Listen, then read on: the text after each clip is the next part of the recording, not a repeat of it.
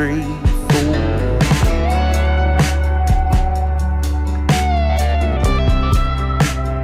This is a heavy point in the record through a few songs. We come out uphill.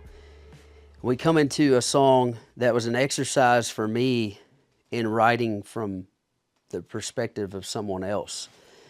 The first record was very much me, where I come from, who I am, you know, what made me who I am, but very glazed over in the aspect of the harder times of my life.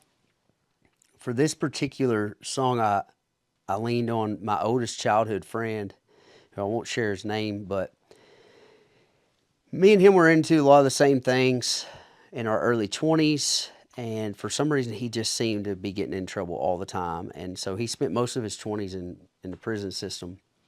I became really intrigued by the prison reform during the process of this. And for whatever reason, felt like I related to these folks. And when I heard his story, I felt like it was one that needed to be told, because I feel like there's a lot in the justice system and in prison reform that just doesn't really hit the mark for me. My buddy's story, you know, he's 30 years old, I believe. He was out on parole, and he had started dating this woman, and her ex was not happy about it. This guy was known to be pretty wild, and he threatened to kill my buddy. And my buddy, you know, obviously was scared for his life, because everybody knows this dude's crazy, and if he says he's going to kill you, he might do it. So he acquired a gun, you know, allegedly. I don't know exactly what happened, but he acquired a gun the way that felons do, I would say, and was, you know, just hell-bent on protecting himself if something happened. And one day he was sitting in the living room, and this dude kicked in the house on him and had a gun and, you know, put it to his face. And my buddy pulled out his pistol and shot and killed this man. But since he was a felon in possession of a firearm, he wasn't able to claim self-defense. And something about that just doesn't really sit well with me. I feel like you should be able to defend your life at any cost, right? So I'm talking to him on the phone, and he had just went to this new prison, and he was telling me, you know, I was trying to send him some money. He's like, man, I could do this time standing on my head, you know. And he said, it's just like the hollers in the streets in here, man. You just got to grind and take care of yourself. And right before we would get off the phone, he was like, man, they changed my name, man. I said, what'd they change your name to? He said, 215634. And that just hit me. I was like, man, they pretty much take everything from you in those situations, and they can even take your name, you know? At first, I was trying to figure out how to relate to him, and I've worked in a factory before, and I don't know why this correlated for me, but it's like, 215634, I hate these goddamn concrete floors. And I just remember like how bad I hated standing on these concrete floors when I was working at a factory all night. And I was like, these guys do this all day, every day. That's their life. They live in this little concrete jungle.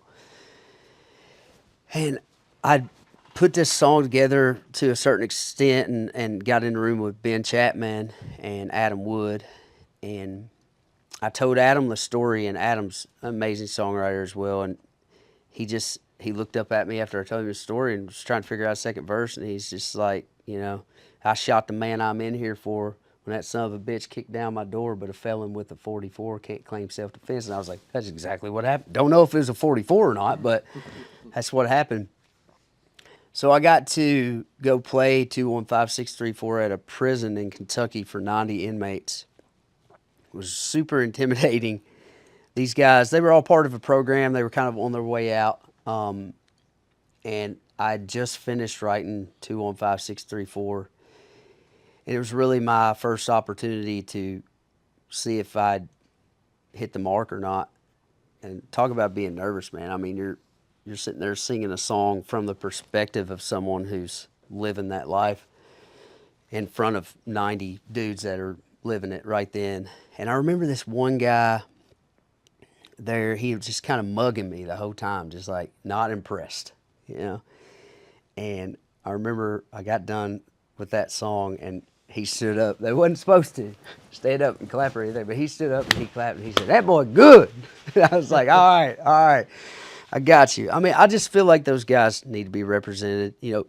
I've seen Jelly Rose been going and doing these prison shows. He's definitely, I've been to jail, but Jelly's definitely been more a part of that world and understands those guys way more than I ever could. But I wouldn't, I'd be lying if I didn't say that he didn't inspire me to take that leap and try to do those shows. Plus, I'm a huge Johnny Cash fan. We're going to do some more of those, hopefully in the future. And I want to do some rehab centers and stuff as well. Working on one in Radcliffe, Kentucky right now. But we got done with that show, and it keeps going back to if you can help one person. My favorite thing about doing that show, a couple months later, I'm on Facebook, and I see where this guy commented on one of our posts that he was there when I played that show. And since he's been out, he started working at a rehab program, and he's dedicated the rest of his life to helping people that were in the situation that he was in before he went into prison for all of it. So I felt like that show was definitely a success just based on that happening. It's too warm,